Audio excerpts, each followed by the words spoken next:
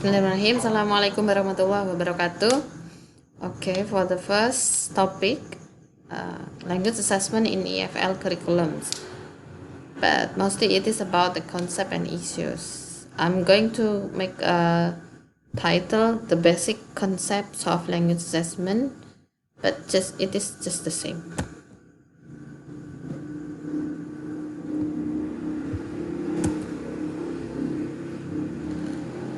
I take a quotation from Howard Douglas Brown. We live by tests and sometimes die by them. Do you believe with this quote? Yeah. Some students or many students say that test is like devil.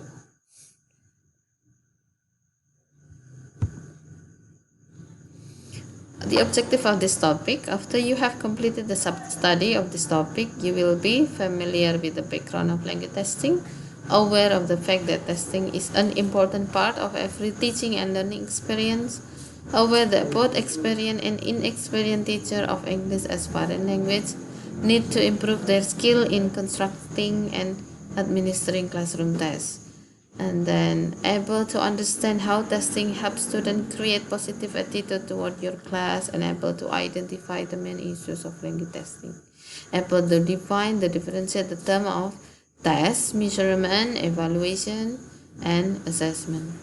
Recognize the assessment, measurement, evaluation, and testing are essential to sound educational decision making.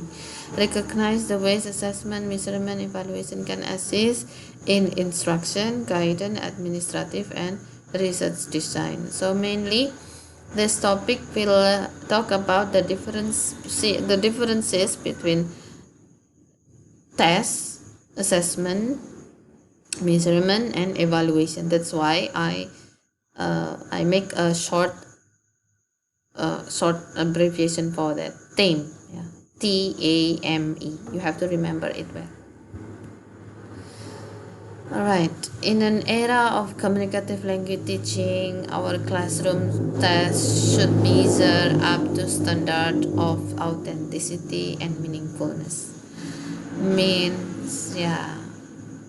Meaningfulness and authenticity is quite important. Research has proved that authentic things or meaningful materials will last longer than artificial materials. That's why the test or the assessment also try to use that authenticity and meaningfulness for the test. Language teachers should design tests that serve as motivating learner experience rather than anxiety-provoking threat. Right? So it is the purpose of test. What is the purpose of your test? Do you want to make them anxiety, or do you want to measure their ability? Okay. Make sure that it is not anxiety provoking threat. It is not good at all for the development of students, for the improvement of students. Anxiety means nothing in learning. Okay, this is a small picture for our course: assessment, analysis, evaluation, plan, result, goal, progress. Yeah, the goal can be reached if one of them is by doing assessment. Okay, we are going to discuss this one, but mainly I'm going to talk about two things: assessment and testing, and also type of assessment. But for classroom-based assessment, current issues in assessment will be discussed next meeting. Alright, what is assessment and what is testing? So, assessment is identifying or evaluating the current condition or current progress of something.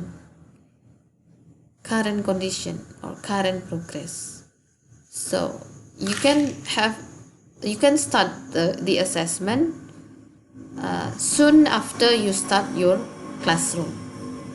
You may try to assess your student when you try to introduce yourself to your students, and then you want to know how to their response to your introduction, then you can start the assessment. That's why it is a current condition. So it is a progress. Yeah, it start in the beginning, from the beginning till the end. You try to monitor their performance, their ability, and their competence. It is kind of a snapshot on the ability or condition of language learner. You teach language, you teach English, and you focus on how do learners language competence. It can be formative or summative. Formative formative is on progress, start from the beginning till the end. Format, it can be in the midterm, or it can be in quiz after each meeting, or summative mean the ends of session. Okay, next time your friend will explain formative or summative. Second is testing. Testing is type of assessment that typically uses an instrument that measure a skill, a database, or a content domain. Can test performance and competence.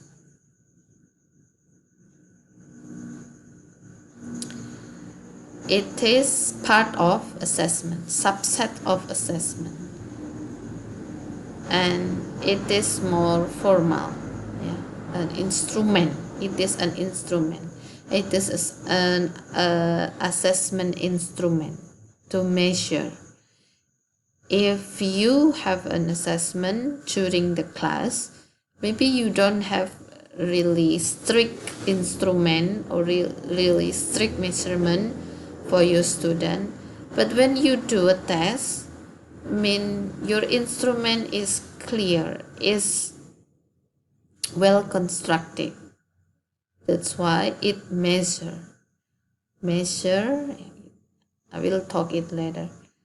And it is a database or content domain. It can test performance and performance and competence. Then what about measurement? Measurement is quantifying observed performance. Alright, if there is a test, if test is instrument, then the instrument must be measured.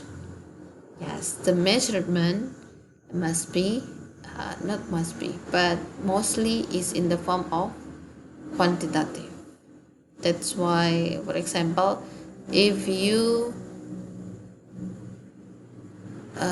want to know your students' ability, for example, their ability in speaking is 80.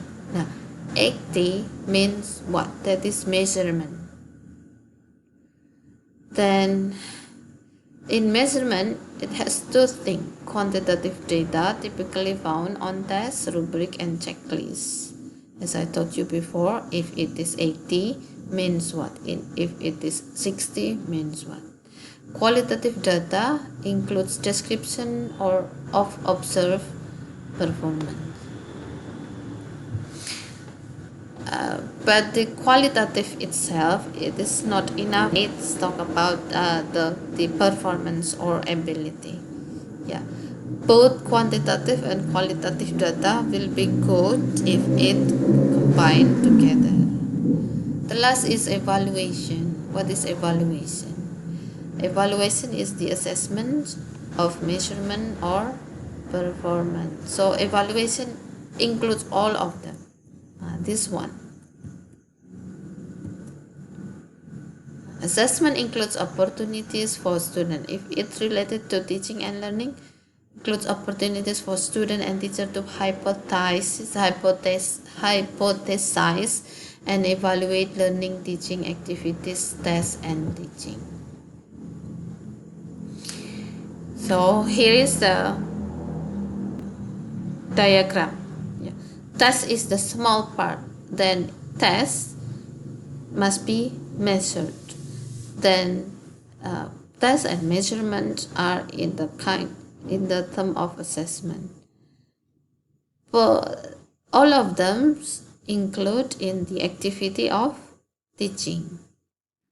Then how do we know that teaching, assessment, measurement is good? We conduct an evaluation. It is based on Douglas Howard Brown book. So how about test itself? So this is the purpose of tests, as I told you before. When you conduct a test, it should be positive experience for the student. It should build student confidence. Yeah, no matter what kinds of tests is, bring out the best of student. Shouldn't be degrading. I mean, it does not make them unmotivated, then make their achievement decrease. Shouldn't be artificial, as I told you before. Tests should in communicative language teaching, tests must be meaningful, must be authentic. Artificial is not quite recommended in language teaching. Then tests shouldn't be anxiety provoking, right? So what is test? The main definition from Douglas: a test is a method of measuring a person's ability, knowledge, or performance in given domain. So are 5 words. 5 main keys in this definition: method, measuring person's ability, knowledge, or performance in a given domain. So what is method? It is method, set of technique like multiple choice or maybe writing. Measure a means for offering tests, as I told you before. The measurement, instrument, short answer. There is a key answer sheet, large scale.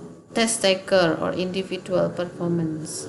The person who take the test. The teacher must understand, must know, or the tester must know who take the test. Yeah, who test takers are, what is their previous experience, background, whether they pass. Okay. Then the other component is a test measure performance, but the result imply the test taker's ability or competence. The last is measuring given domain. So here is the difference between testing and assessment.